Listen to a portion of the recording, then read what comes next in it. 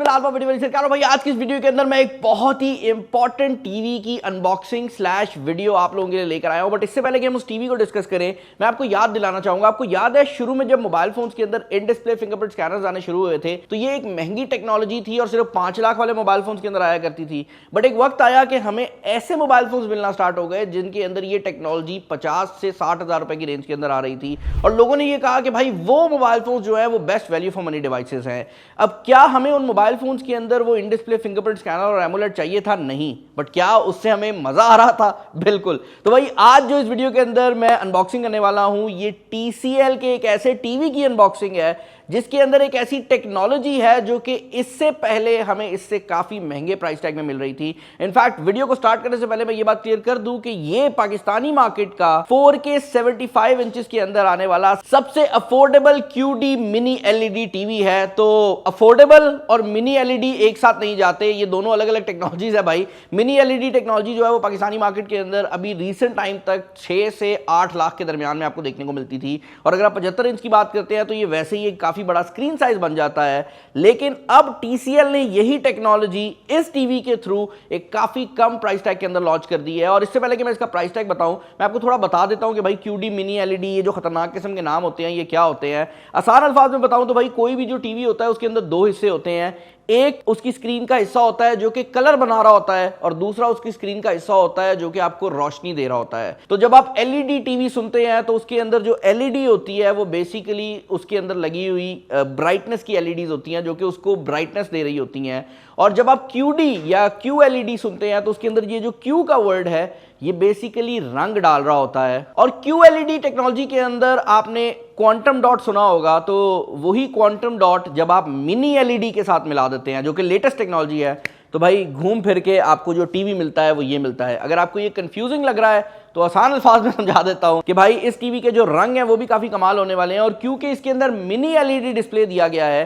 तो ये जो ब्लैक एरिया आप देख रहे हैं ये इस टीवी के ऊपर ब्लैक ही नजर आएगा। नॉर्मली जो टीवीज आते हैं जब आप उनको किसी ब्लैक एनवायरनमेंट में देखते हैं, अंधेरा करके देखते हैं, थिएटर एनवायरनमेंट में देखते हैं तो सबसे बड़ा प्रॉब्लम ये आता है कि जो काला रंग होता है वो ग्रेइश सा नजर आ रहा होता है, उसमें आपको हेज नजर आ रही होती है। बट इस टीवी के अंदर 512 लोकल डिमिंग जोन्स दिए गए हैं, यानी कि ये जो स्क्रीन है 512 डिफरेंट एरियाज के अंदर डिवाइड हो सकती है और उन एरियाज की जो ब्राइटनेस है वो ये टीवी अलग अलग कंट्रोल कर सकता है। तो अगर एक एरिया काला दिखाना है तो उस एरिया को बाकायदा तौर पर डार्क पिच ब्लैक भी ये टीवी दिखा सकता है। अब जो टीवी मैंने टेस्ट आउट किया है ये तो 75 इंच का है, लेकिन ये सीरीज 55 इंच से स्टार्ट हो जाती है और 55 इंच के प्राइस टैग को आप देख सकते हैं वो काफी ज्यादा कम है एंड ये सीरीज इससे ऊपर भी जाती है तो सब की प्राइसेस जो है वो आपको स्क्रीन पे नजर आ जाएंगी। अब ये जो टेक्नोलॉजी है ये काफी महंगी थी। इनफैक्ट TCL की तरफ से ये टेक्नोलॉजी अफोर्डेबल कंसिडर होती थी लेकिन फिर भी आपको 6 से 7 लाख 8 लाख की रेंज में मिलती थी। ये जो टीवी है सेम टेक्नोलॉजी 4.5 लाख रुपए के प्राइस टैग के अंदर ले आया है। TCL की अपनी वेबसाइट के ऊपर एक और टीवी भी लगा हुआ है जो कि इसका S वेरिएंट है जिसके अंदर यही टेक्नोलॉजी आपको 4 लाख रुपए की रेंज में देखने को मिल रही है। बट उसके अंदर कुछ कॉम्प्रोमाइजेस हैं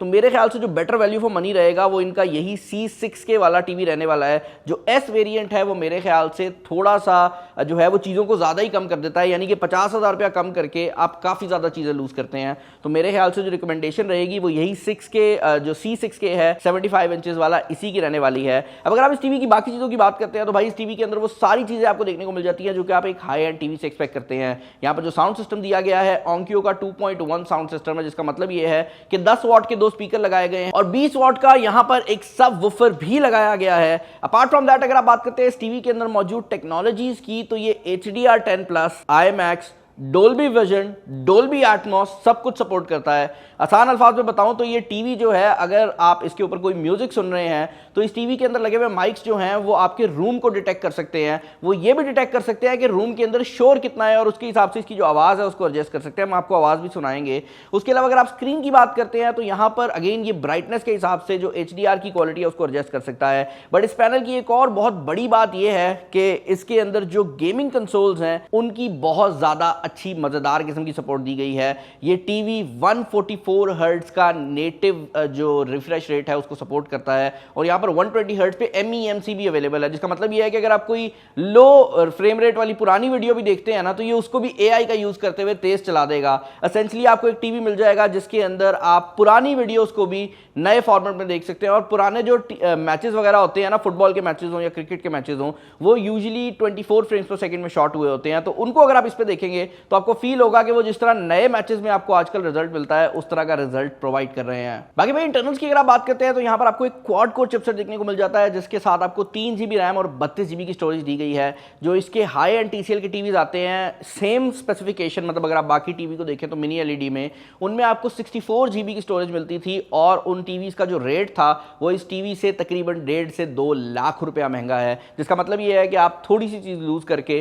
काफ़ी ज़्यादा पैसे जो है वो बचा रहे हैं और यहीं पर आपको जो वैल्यू है वो एक्चुअल में देखने को मिल रही है। एक और चीज़ जो कि मैं यहाँ पर ऐड करना चाहूँगा वो ये है कि इस TCL के टीवी की जो बॉडी है वो यूनिबॉडी डिज़ाइन है, जिसका मतलब ये है कि पूरे टीवी की जो बॉडी है वो सिंगल पीस से बनाई गई है, जिसकी वजह से इसके अंदर जो क्रीक्स हैं वो कम आती हैं और 75 इंच के टीवी के लिए ये बहुत ज़्यादा ज़रूरी है क्योंकि आपको पता है कि इनको मूव करना ऑलरेडी काफ़ी ज़्यादा डिफिकल्ट होता है। इसके अलावा आपको मेटल के स्टैंड देखने को मिल जाता है और बैक साइड के ऊपर जो माउंट है वो भी आपको टीवी के साथ ही देखने को मिल जाता है। हमेशा की तरह TCL 2 साल की वारंटी जो है वो अपने पार्ट्स के ऊपर प्रोवाइड करता है और वो वारंटी आपको इस टीवी के साथ भी मिल रही है। बाकी भाई अगर आप लोग ये सोच रहे हैं कि ये टीवी परफेक्ट है तो भाई कोई भी चीज़ परफेक्ट नहीं होती। इस टीवी के साथ आने वाला जो रिमोट कंट्रोल है ये पहले के निस्बत TCL ने अपग्रेड कर दिया है, बट आई पर्सनली बिलीव कि अब टाइम आ गया है 2 चीज़ें करने का। जो प्रीमियम टीवीज है उनके अंदर एक तो टच कंट्रोल देने का, ताकि ये जो हर चीज़ पे बटन दबाना पड़ता है ये ना दबाना पड़े, और अगर आपने टच कंट्रोल नहीं भी देना तो एटलीस्ट रिमोट कंट्रोल के अंदर 2025 में आपको सेल नहीं डालने पड़ने चाहिए। मतलब आप यहाँ पर रिचार्जेबल बैटरी डाल सकते हैं, जो कि मेरे ख्याल से एक बेहतर ऑप्शन रहेगी क्योंकि अब कंपनीज जो है वो USB Type-C पे चार्जिंग दे देती हैं। मैंने कुछ टीवीज़ के अंदर सोलर चार्जिंग भी देखी है रिमोट कंट्रोल्स के अंदर,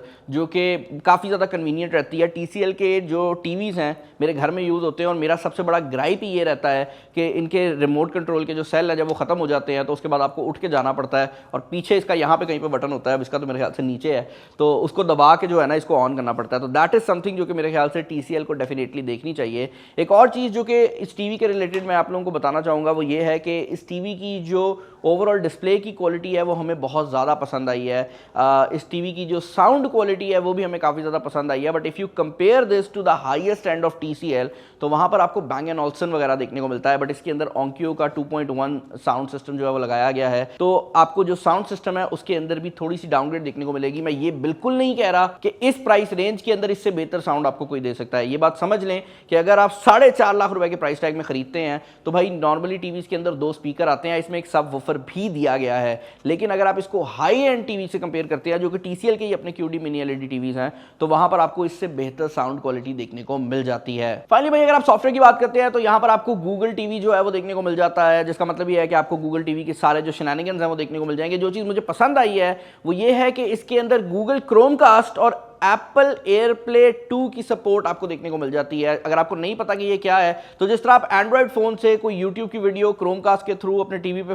जो है वो मिरर करते हैं ना भाई, इसके अंदर Apple की सपोर्ट भी दी गई है। तो अगर आप आईफोन के ऊपर भी कोई चीज़ देख रहे हैं या मैकबुक पे भी कोई चीज़ देख रहे हैं तो आप उसको भी इस टीवी के ऊपर मिरर कर सकते हैं, जो कि एक बहुत बड़ी बात है। अगर आप अपने लैपटॉप से कोई चीज़ प्रेजेंट करना चाहते हैं, ये टीवी लगा हुआ है, तो अब आप अपने लैपटॉप की स्क्रीन वाले एरिया में जाएंगे, वहां से एयरप्ले को सेलेक्ट करेंगे और आपके पूरे लैपटॉप का जो डिस्प्ले है वो इस टीवी के ऊपर आ जाएगा। और ये सब कुछ वायरलेसली हो रहा है, इसके लिए कोई एक्स्ट्रा सेटअप की जरूरत नहीं है, कोई सॉफ्टवेयर इंस्टॉल करने की जरूरत नहीं है, ये बिल्ट इन इस टीवी के अंदर मौजूद है। बिल्ट इन चीज़ों की बात हो ही रही है तो यहाँ पर बैक साइड के ऊपर आपको 2 पोर्ट देखने को मिल जाती है जो कि 144 हर्ट्ज का रिफ्रेश रेट सपोर्ट करती है, जिसका एसेंशियली मतलब ये है कि अगर आपके पास एक PS5 है और एक Xbox का कंसोल है तो आप दोनों लगा सकते हैं और दोनों के ऊपर आपको हाई फ्रेम रेट देखने को मिल जाएगा। उसके अलावा भी 2 पोर्ट्स और दी गई हैं। इसके अलावा ये E-ARC वगैरह को भी सपोर्ट करता है, जिनको पता है उनको पता है, मैं उसको ज़्यादा डिटेल में नहीं लेकर जाऊंगा क्योंकि आप लोगों को वो बोरिंग लगने वाला है। जो चीज़ आपको बोरिंग नहीं लगेगी वो है इस टीवी के ऊपर मौजूद गेमिंग, और गेमिंग करते हैं यार। गेमिंग की अगर आप बात करते हैं तो मैंने इस पे गेमिंग सिर्फ और सिर्फ PlayStation 5 के ऊपर टेस्ट आउट की है और ये सपोजिटली 144 हर्ट्ज का रिफ्रेश रेट सपोर्ट करती है, जो कि मैं वेरीफाई तो कर चुका हूं,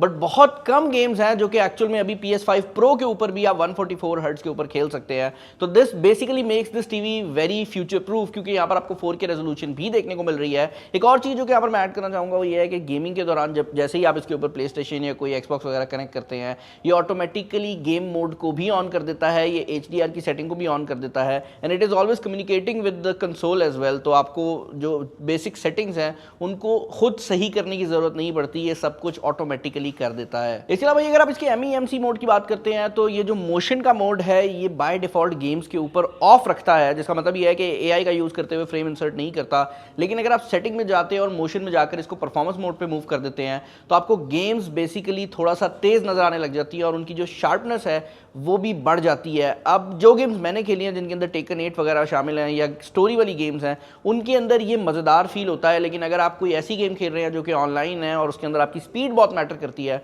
तो मेरे ख्याल से आप वहाँ पर परफॉर्मेंस मोड को ऑफ कर सकते हैं। भाई ओवरऑल अगर आप इस टीवी के रिलेटेड मेरे ओपिनियंस जानना चाहेंगे तो ओपिनियंस बहुत सिंपल है। अगर आप 75 इंच का टीवी पाकिस्तानी मार्केट में खरीदते हैं तो आपको एक सिंपल LED टीवी जो है वो 3 लाख से लेकर 6 लाख रुपए की रेंज में देखने को मिलता है, जो कि आप जिस भी ब्रांड से बाय करेंगे उसके हिसाब से है। तो अगर आपको 4.5 लाख रुपए में QD मिनी LED टीवी मिल रहा है जो कि 75 इंच हो तो मेरे ख्याल से this is the best value for money mini LED TV जो कि आप पाकिस्तानी मार्केट में बाय कर रहे हैं। अब क्या आपको मिनी LED टीवी खरीदना चाहिए, क्या आपको 4.5 लाख रुपया एक टीवी पे खर्चना चाहिए, वो एक अलग क्वेश्चन है। लेकिन अगर आप 4.5 लाख रुपया खर्चने जा रहे हैं तो this could be a really good value for money device. अब आप लोग मुझे कमेंट्स में बताएं कि इसके रिलेटेड आपके क्या ओपिनियंस हैं। क्या वो बंदा है जो कि कहता है भाई मुझे टीवी में लेटेस्ट टेक्नोलॉजी चाहिए, मेरे पास लेटेस्ट प्ले स्टेशन है, मैं लेटेस्ट गेम खेलना चाह रहा हूँ, या वो बंदा है जो कहता है यार क्या फ़र्क पड़ता है, टीवी का एक साइज़ लगा हुआ है, टीवी मेरे स्क्रीन पर लगा हुआ है, मुझे उसके ऊपर कुछ ज़्यादा नहीं चाहिए, बस टीवी जो घर में लगा हुआ है वो ठीक है। तो मुझे नीचे कमेंट्स के अंदर बताना, चैनल पर नहीं हो चैनल को सब्सक्राइब कर लेना। इस वीडियो में इतना ही। This is Bilal signing off. अल्लाह हाफ़िज़।